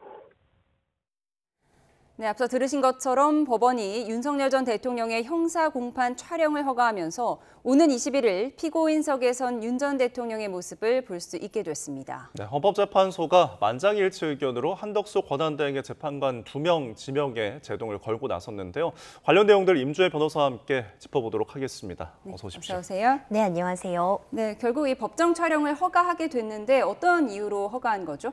네, 1차 공판기일에서는 법정 촬영이 허가가 되지 않았습니다. 당시에 재판부가 밝혔던 그 사유는 통상적으로 언론사에 신청이 있으면은 피고인의 의견을 구하고 이에 따라서 재판장들이 허가가 필요할 것인가 여부를 결정하게 되는데 너무 기한이 임박해서 신청이 있었기 때문에 피고인의 의견을 물을 충분한 시간이 없었다. 그래서 촬영을 허가하지 않았다는 의견을 냈습니다. 하지만 이번에 있을 곧 진행된 2차 공판기일 같은 경우에는 이런 부분들을 감안해서 충분히 시간을 두고 언론사에 촬영 허가를 구하는 신청이 있었고요. 이에 대해서 윤석열 대통령 측에서도 관련된 의견서를 제출했다고 합니다. 물론 그 의견서의 내용이 촬영 허가를 동의한다는 내용인지 촬영을 거부한다는 내용인지는 확인이 어려우나 사실상 관련된 법 규정, 그러니까 법정 방청 및 촬영에 관한 규칙을 보자면요. 피고인이 동의를 하지 않아도 재판부가 판단하기에 공공과 이익과 관련된 사안이라면 피고인의 동의 없이도 촬영을 허가할 수 있습니다. 그렇기 때문에 이번 사안 같은 경우에는 국민들의 알 권리를 보장하는 측면 그리고 사안이 워낙 중대하기 때문에 재판정에서 이 촬영 허가 신청에 대해서 승인을 했다 이렇게 볼 수 있습니다. 네, 아무래도 전직 대통령들의 형사재판도 저희가 공개가 됐었잖아요. 그런 부분도 좀 염두에 뒀을까요? 그렇죠. 이전에 있었던 사례 박근혜 전 대통령과 이명박 전 대통령의 경우에도요.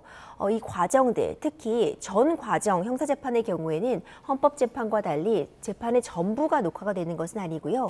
본격적인 재판이 시작되기 전이라고 볼 수 있습니다. 피고인이 이제 피고인석에 착석하는 부분이라던가 아니면 변호인과 재판 시작 전에 좀 얘기를 나누는 부분, 이런 부분들은 다 촬영이 됐었습니다. 전직 대통령들의 사례가 충분히 감안이 되었으리라 봅니다. 지난 1차 공판에는 또 지하주차장으로 들어가서 출석하는 모습 자체가 아예 또 공개되지 않았는데 이거에 대한 사실관계 여부는 내일 또 결정을 한다고 합니다. 어떻게 될 걸로 보세요? 그렇죠. 보통 법원 지하주차장은요. 이제 일반인들이 들어갈 수가 없고요. 그러니까 적원용 직원들만 이제 이용할 수 있다고 볼 수 있습니다. 이제 저희도 법원에 이제 주차를 하려면 지상에 주차를 하고 이제 걸어 들어가야 되는 구조라고 볼 수 있어요. 하지만 이 지난 공판 기일, 1차 공판 기일에는 일단 안전상의 우려가 컸던 것 같습니다. 주변에 굉장히 혼란을 초래할 수 있고 시민들의 어떤 충돌 우려 이런 부분들을 감안해서 윤석열 전 대통령에 대한 이 피고인의 지하주차장 출입을 허용을 했거든요. 하지만 이것도 이전의 관례와는 달랐습니다. 이명박 전 대통령이나 박근혜 전 대통령 역시 지상에서 차에서 내려서 이 법원 안으로는 걸어 들어가는 모습을 확인할 수 있었거든요. 포토존이 있었죠. 그렇죠. 아마도 이번에도 어떤 시민들의 안전상의 우려 이런 부분들도 감안을 하고 법정 주변의 혼란 부분 이런 부분들은 충분히 고려하겠지만 이전의 관례들을 좀 참고는 하지 않을까 싶고 최종적인 결론을 좀 기다려봐야겠습니다. 알겠습니다. 내일 결정이 나오면 또 그 소식 전해드리도록 하겠고요. 헌재 이야기를 좀 해보겠습니다. 재판관 9명이 전원일치로 이 한덕수 권한대행이 지명한 재판관에 대해서 효력정지 가처분 인용을 했습니다. 이 부분에 대해서 결과를 조금 어떻게 예상을 하셨습니까? 이 효력정지 가처분이 인용이 되었습니다. 네. 이 헌법재판에서 가처분은요. 과반수의 찬성이면 인용이 가능한데 네. 만장일치 결정이었습니다. 어제 있었던 이 만장일치 가처분 인용 결정으로 인해서 한덕수 권한대행이 임명을 시도했던 지명을 하고자 했던 이 재판관 2인, 이 대통령 몫의 헌법재판관 2인의 이 지명 전 과정이 일단 멈췄다. 이 결론부터 설명드릴 수 있을 것 같습니다. 예. 언제까지 멈추는 것이냐? 이것은 본안 소송이라고 볼 수 있는 이 한덕수 권한대행의 이 대통령 몫의 재판관 지명이 국민들이 공정한 재판을 받을 권리를 침해한다는 그 헌법 소원의 결론이 내려질 때까지 일단 네. 이 지명의 전 과정이 정지된다고 볼 수 있고요. 예. 헌법재판소에서 판단의 근거로 삼은 부분은 명확했습니다. 가처분이라는 것이 원래 본안 그러니까 원래 지금 문제되고 있는 소송이 결과를 기다릴 때까지 기다릴 수 없는 어떤 긴박한 사정이 있을 때 가처분이 인용이 되는 것인데 예. 본안에서 결국 다투어지겠지만 그때까지 기다리다가는 만약 본안에 가서 한덕수 권한대행이 재판관을 임명할 권한이 없었다라는 판단을 받게 되면 예. 그 사이에 이미 임명 절차가 진행돼 버린다면 임명된 재판관들의 거취 문제도 그렇고요. 예. 뿐만 아니라 그 사이에 진행된 그 재판들 특히 헌법재판소에서 내려지는 그런 판단 같은 경우에는 사실상 단일심, 그러니까 재심을 할 수 없는 부분이 있잖아요. 네. 이런 부분들 때문에 회복할 수 없는 손해가 발생할 우려가 있다. 이런 부분들을 비교 형량했을 때 네. 일단 전 과정을 멈출 필요성이 있다는 부분이 감안된 결정이다. 이렇게 평가할 수 있습니다. 예, 효력정지 가처분이라는 게 결국 나중에 되돌릴 수 없는 손해를 불러올 수 있기 때문에 잠시 멈춰라 이런 거잖아요. 그러니까 본안보다는 아무래도 인용 가능성이 높은 거죠. 그렇습니다. 말씀 주신 것처럼요. 이 사처분 결정을 내리면서 정확하게 언급한 부분이 있습니다. 예. 그러니까 대통령의 권한대행이 대통령 몫의 그 헌법재판관을 임명할 수 있을지 이 부분을 단정할 수 없다고 했거든요. 그러니까 살펴볼 필요가 있다라는 측면에서 그 살펴보는 것은 예. 본안, 헌법 소원에 가서 할 것이지만 일단 그 전에라도 지금 사실상 대통령 몫이기 때문에 일정 기간 시간이 지나면 저절로 임명이 되는 그런 상황이었습니다. 예. 일단 멈춰둘 그런 필요성과 긴급성 이 이익이 충분히 인정되었다는 판단을 가처분에서 내린 것입니다. 네. 그런데 이 한덕수 권한대행이 이 결정을 두고서 그러니까 앞서서 발표만 했을 뿐 본인은 이제 지명한 것이 아니다라고 했거든요. 이 내용은 어떻게 보셨습니까? 그렇죠. 이 부분이 사실 어찌 보자면 굉장히 중요한 부분이었는데요. 네. 그러니까 발표만 한 것이다. 아직까지는 이런 후보자를 내가 생각하고 있다는 취지였다라고 한 것이 가처분이 인용이 되려면 크게 보자면 3가지 정도가 있어야 되는데 신청할 수 있는 그 적격을 갖춘 사람이 신청을 했느냐, 예. 지금 어떤 긴급한 손해 발생이 예상이 되느냐, 피할 수 없는 손해와 긴급성, 그러니까 이 정도 3가지가 요건으로 되고 있습니다. 이 중에 당사자 적격 같은 부분과 또 관련이 될 수 있는 측면인데 공권력의 행사 불행사로 인해서 기본권 침해가 있을 때 헌법 소원을 낼 수 있습니다. 네. 그런데 한덕수 권한대행이 이 단순히 후보자를 내가 지금 발표만 하는 것이다라고 한다면 아직까지는 공권력의 행사 또는 불행사가 발생하지 않았다고 볼 측면이 있었거든요. 하지만 헌법재판소는 그렇게 보지 않았습니다.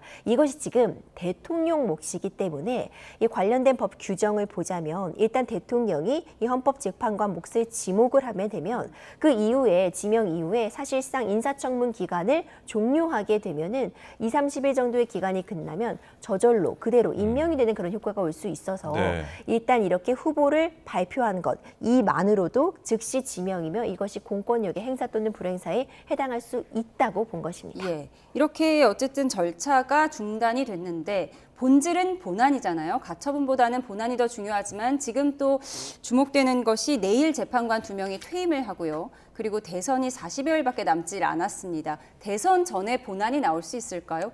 여러 가지 경우의 수가 등장할 수 있습니다. 네. 말씀 주신 것처럼 내일 두 재판관의 퇴임이 있습니다. 그럼 지금 재판관 9인 체제가 잠시 유지되었다가요. 다시 7인 체제로 돌아가게 됩니다. 네. 우리가 지금 앞서 말한 이 가처분의 본안 소송은 헌법 소원입니다. 그러니까 한덕수 권한대행이 이 재판관을 지명한 것이 국민들의 기본권, 공정한 재판을 받을 권리를 침해한다는 이 소송, 이 헌법 소원에서 이 부분이 인용이 되려면 6인의 찬성이 있어야 됩니다. 예. 하지만 7인 체제에서도 재판은 원활하게 진행이 될 수 있는 상황이고 7인의 재판관 중 6인이 헌법 소원에서 인용을 한다면은 네. 이것이 문제 있었다라는 결론을 받게 되는 것입니다. 문제는 기간입니다. 네. 본안 판단에는 시간이 걸릴 수밖에 없습니다. 가처분은 그 자체의 성격상 긴급성, 그러니까 빨리 판단을 해주지 않으면 나중에 회복할 수 없는 손해가 있기 때문에 네. 굉장히 빠르게 이틀간 집중적으로 평일을 거쳐서 가처분에 대한 결정을 나온 것으로 보이고요. 헌법소원은 이거보다는 훨씬 더 긴 시간이 걸릴 수밖에 없습니다. 네. 만약 이 조기 대선 6월 3일 이후에 헌법소원에 대한 결론이 나오게 된다면 사실상 새로 선출되는 대통령이 다시 이 헌법재판관 후보자를 지명함으로써 이번 소송 같은 경우에는 각하, 그러니까 결국 이 재판관들의 임명은 이루어지기 어려울 그런 상황으로 보이고요. 예. 그 전에 이 조기 대선 전에 결론이 난다고 법적으로 결론이 나는 것이 불가능한 것은 아니지만 시간적으로는 충분해 보이지 않는 측면이 있고 예. 만약 결론이 난다면 그때도 기각각하냐 인용이냐에 따라서 굉장히 복잡한 경우의 수가 펼쳐질 수는 있습니다. 알겠습니다. 여러 경우의 수를 좀 짚어봤습니다.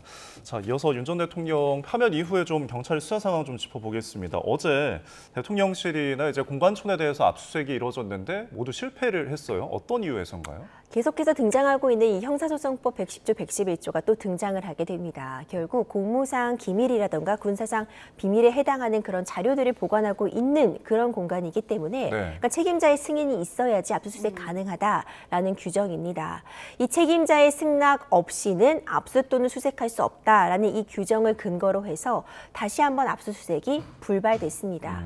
이와 관련해서 여러 가지 이야기가 나왔는데요. 네. 특히 이번에 다시 또 압수수색을 시도한 것이 윤석열 전 대통령의 파면 이후, 그러니까 어찌 보자면 현재 빈집이다라는 그런 또 취지의 발언들이 나오고 있었거든요. 예. 적극적으로 경호처에서 이제 막지 않을 것이다라는 예측이 있었는데 이 예측이 좀 빗나갔다고 보여집니다. 예. 결국 다시 한번 형사소송법 규정을 들어서 압수수색은 불발이 됐지만 임의 제출에는 합의를 했다고 전해지고 있습니다. 네. 임의 제출은 강제적으로 제출하는 것이 아니라 자발적으로 제출하는 것인데 이 비화폰 서버라던가 지금 수사기관에서 요청하는 자료들에 대해서 본인의 판단 하에 어느 정도 범위를 정해서 협의에 따라서 임의 제출 방식으로 제출하겠다라고 된 만큼 앞으로 협의의 과정을 좀 지켜볼 필요가 있겠습니다. 알겠습니다.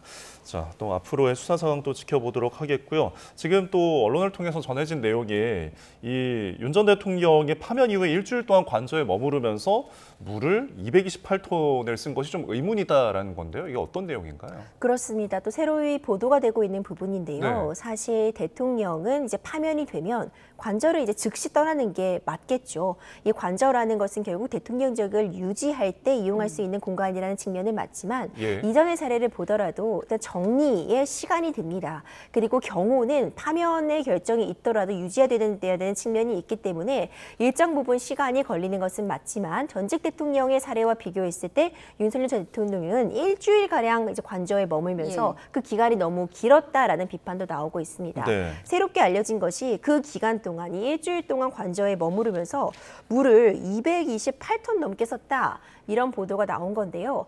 딱 와닿지가 않죠. 어느 수치인지 잘 모르겠어요. 그렇습니다. 이게 굉장히 많은 양이라고 합니다. 그러니까 2인 가구를 기준으로 하면은 뭐 수십 배가 넘는 양이라고 하는데 네. 대통령 관저라는 공간이기 때문에 이 딱 가족들만 머무는 것은 아니고요. 다른 수행 인원들도 있었을 것이고 정확하게 어떤 맥락에서 2인 가구로서는 생각할 수도 없는 이 막대한 약, 이 일주일의 수도 요금이 74만 원이 넘는다고 하니 네. 굉장히 많은 양은 맞는데 어떤 상황에서 이렇게 많은 수도량을 썼는지 이런 부분 문제가 될 수 있고요.